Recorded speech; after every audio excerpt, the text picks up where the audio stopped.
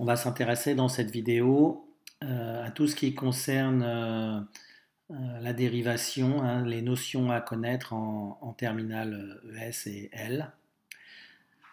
Donc je vais commencer par rappeler ce que vous avez vu en première et puis compléter un petit peu ces différentes notions. Alors, vous avez dû voir que une fonction qui est suffisamment lisse, hein, dont la représentation graphique est suffisamment lisse, eh bien, elle admet une tangente. Hein. Donc, si je considère dans un repère une fonction,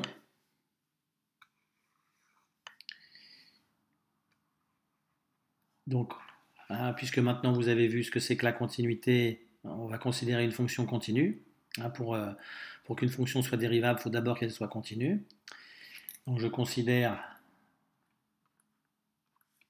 un point x0 et je dis que la fonction est suffisamment lisse. D'accord donc, lisse ou régulière, hein, peu importe l'adjectif. Ce qu'il faut comprendre, c'est que la courbe n'admet pas de point anguleux. D'accord. Donc, je vais le dire, pas de point anguleux.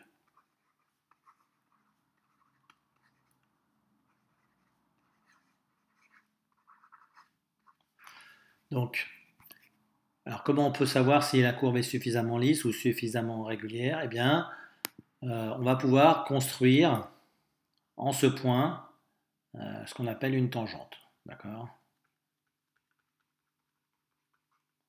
Si on arrive à construire une tangente que je note t de x0, c'est-à-dire une droite qui est proche de la courbe au point de coordonnées x0 et f de x0, eh bien on dira que la fonction est dérivable. D'accord? Donc, définition.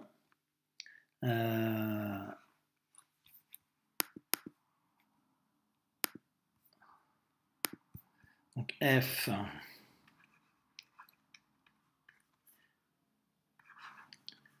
une fonction. Donc on va prendre définir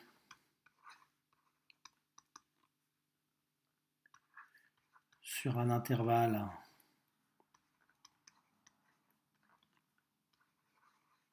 contenant x0. Hein, il faut qu'elle soit définie un petit peu à gauche et un petit peu à droite de x0, ainsi qu'en x0. Et donc cette fonction, on la prend aussi continue. Continue en x0. C'est-à-dire qu'il n'y a pas de trou ni de saut pour pouvoir fabriquer la représentation graphique. À ce moment-là, on dit que f est dérivable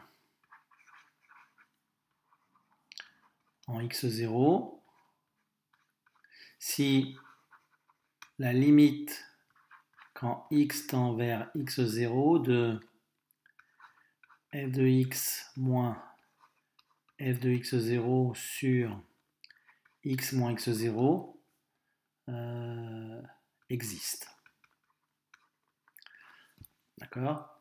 Donc ça c'est le taux de variation de la fonction f en x0. Hein, donc je prends deux points qui sont proches de x0, hein, x0 puis un autre, et puis je rapproche le premier. Et si j'arrive à trouver une limite à cette chose-là, eh bien, on considère que la fonction est dérivable. D'accord? Alors, on peut aussi, plutôt que de calculer cette limite, on peut aussi calculer la limite suivante, ce qui revient exactement au même, mais peut-être des fois le calcul est plus facile à faire. Hein. Donc c'est f de x0 plus h moins f de x0 sur h. Voilà. Donc si cette limite-là existe, hein, la fonction est dérivable. Alors, on continue dans la même définition. Donc ça, c'est un nombre, et c'est ce qu'on va appeler le nombre dérivé. D'accord? Donc, la limite de cette expression, donc je vais prendre la deuxième par exemple,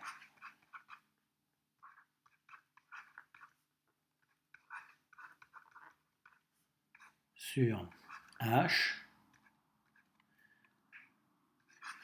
on la note f' de x0, hein, ça dépend évidemment de x0, et donc vous reconnaissez que ça c'est la fonction dérivée, hein, donc ça c'est le nombre dérivé,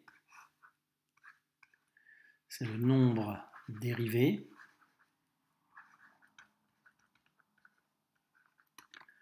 de la fonction f en x0.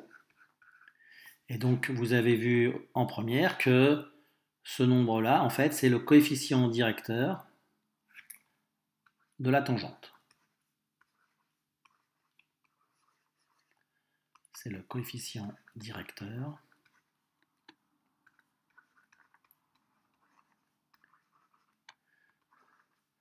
de la tangente à la courbe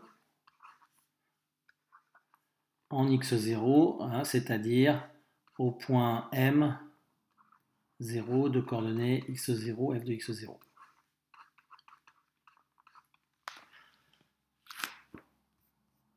Donc, je résume un petit peu ce qu'on a fait ici. Hein. On a considéré une fonction qui était suffisamment lisse ou régulière, comme on veut, qui est définie en x0 et puis définie autour de x0, qui est continue. Hein. Eh bien, si j'arrive à construire une tangente, à ce moment-là, le coefficient directeur de cette tangente, c'est ce qu'on appelle le nombre dérivé de f en x0. Donc ça, c'est la courbe de la fonction f et le coefficient directeur, donc on a dit que c'est f' de x0. Voilà. Alors évidemment, ce calcul de limite, on l'introduit pour donner une définition, mais très rapidement on l'oublie et on a des formules qui nous permettent de calculer non pas le nombre dérivé, mais directement la fonction dérivée. Donc la fonction dérivée, c'est quoi? Ben, c'est la fonction qui à x associe son nombre dérivé, le nombre dérivé de f en x. Hein, c'est une généralisation en fait. Bon, donc j'y reviendrai tout à l'heure.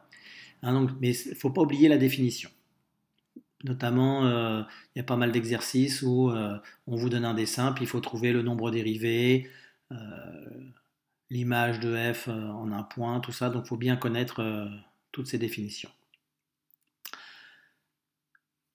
Alors, pendant que je suis là, je vais rappeler aussi l'équation de la tangente. D'accord? Donc ça, c'est une formule à connaître par cœur. Hein. Donc, soit f, une fonction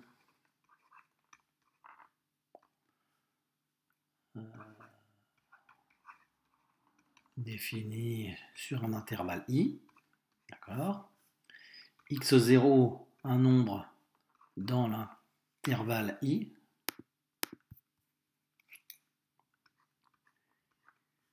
et on suppose que f est dérivable en x0, hein, c'est-à-dire que la fonction est suffisamment régulière. Alors, l'équation de la tangente, qu'on a l'habitude de noter t majuscule avec en indice x0.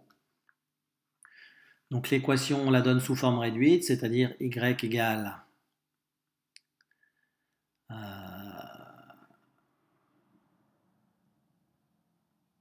f' de x0, donc ça c'est le coefficient directeur, c'est ce qui joue le rôle de a.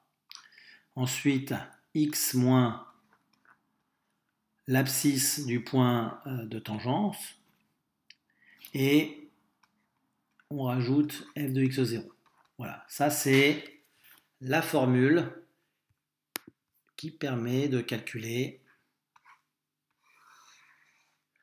l'équation d'une tangente quand on peut calculer f de x0 et qu'on peut calculer f' de x0. Donc ça c'est vraiment quelque chose à retenir. Hein. Donc je fais un petit dessin. Donc vous avez voilà, un repère, une fonction qui est relativement régulière et une droite. Donc on va la construire avec... voilà, et donc il faut que cette droite soit tangente hein, en x0. Donc ça c'est le point de coordonnée x0, f de x0.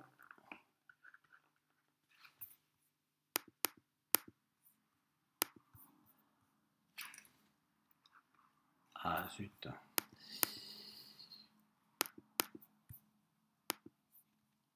Voilà, x0, et donc en ordonnée f de x0. Et donc l'équation de cette droite, ben, la voici. D'accord. Donc si vous voulez l'équation sous la forme y égale ax plus b, il suffit de développer ce terme-là et puis de faire le calcul de ça multiplié par ça plus ça qui va vous donner la valeur de b. En tout cas, le coefficient directeur c'est f' de x0. Alors, donc je reviens à ce que je vous avais dit, les formules qui permettent de calculer les fonctions dérivées. Donc hein, pour pouvoir calculer f' de x0, il faut pouvoir calculer f' de x. Parce que la plupart du temps, on n'utilise pas la définition, on n'utilise pas la limite. Donc il faut connaître les formules. Alors, on peut les trouver sur Internet. Hein, il y a des tas de sites où il y a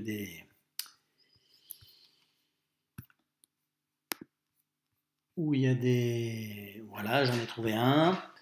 Donc,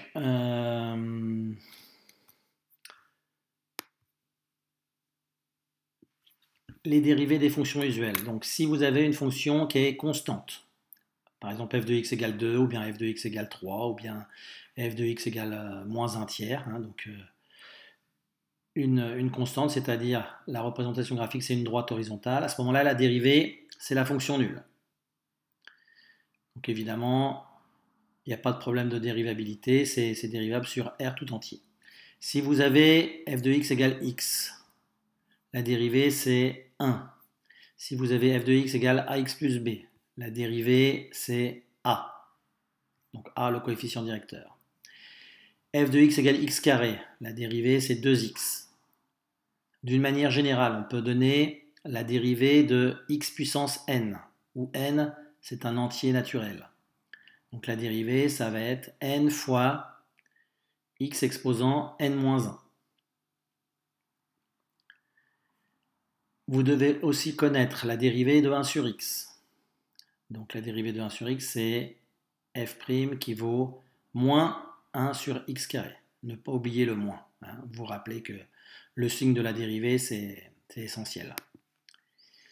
Alors il y a une autre formule que vous pouvez apprendre, mais quelque part on peut s'en passer, mais bon, vous pouvez l'apprendre si vous le souhaitez. Donc 1 sur x puissance n, la dérivée, ça va être moins n sur x puissance n plus 1. Évidemment, ça c'est une fonction qui n'est pas définie en 0, ni celle-ci. Hein, donc on peut la dériver sur les nombres strictement positifs ou strictement négatifs. La fonction racine carrée de x. Donc cette fonction, elle est définie pour les nombres supérieurs ou égaux à 0. Par contre, elle est dérivable uniquement pour les nombres strictement positifs. Alors combien vaut la dérivée? Ça vaut 1 sur 2 racines carrées de x. Alors là, vous avez des formules qui ne sont pas tellement utiles. qu'on utilise plutôt dans les filières scientifiques. Donc j'insiste pas. Vous verrez cette année la fonction exponentielle et la fonction logarithme népérien. Donc ce sera aussi deux fonctions dont il faudra connaître les fonctions dérivées. Alors c'est pas difficile, pour l'exponentielle, c'est la fonction elle-même. La dérivée d'exponentielle de x, c'est exponentielle de x. Donc ça c'est facile à retenir. Et la dérivée de la fonction logarithme népérien de x, une fonction qui est définie uniquement pour les nombres strictement positifs, eh bien la dérivée de cette fonction-là, c'est 1 sur x. Voilà. Donc toutes ces fonctions, il faut connaître leur dérivée par cœur. Sauf ces quatre-là. D'accord ?